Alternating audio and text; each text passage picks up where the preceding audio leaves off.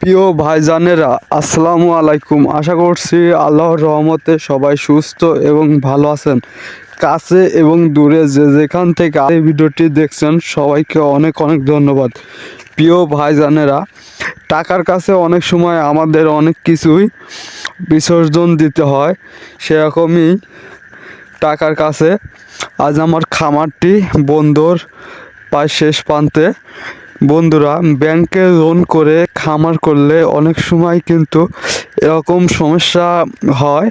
এই কথাগুলো আমরা ইউটিউবে অনেক দেখি। তো এটা আজ আমার জীবনের সঙ্গে ঘটে গেল।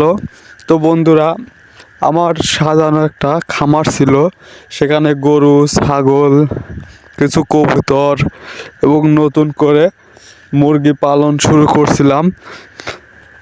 তো বন্ধুরা, অনেকেই হয়তো যারা আমার ভিডিওগুলো দেখেন তারা অবশ্যই অনেকেই জানেন যে আমার খামার ছিল স্বপ্নের মতো। তো সেখানে আজ টাকার কাছে হার মেনে খামারটি পায় বন্দর উপকূলে।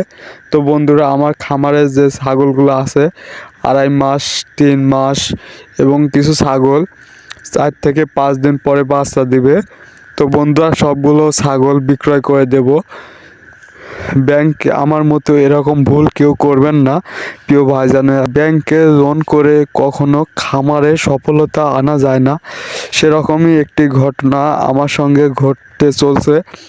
আমাদের বাড়ির পাশে বাড়ির আঙিনায় কিছু জমি কেনার জন্য একটি ব্যাংকে লোন করছিলাম। সেই লোনটি বর্তমান আমার খামারের জন্য একটি বড় বিপদ সংকেত। তো খামারের সবগুলো ছাগল এবং আমাদের যে গাভীগুলো ছিল সেগুলাও বিক্রয় করে দিলাম।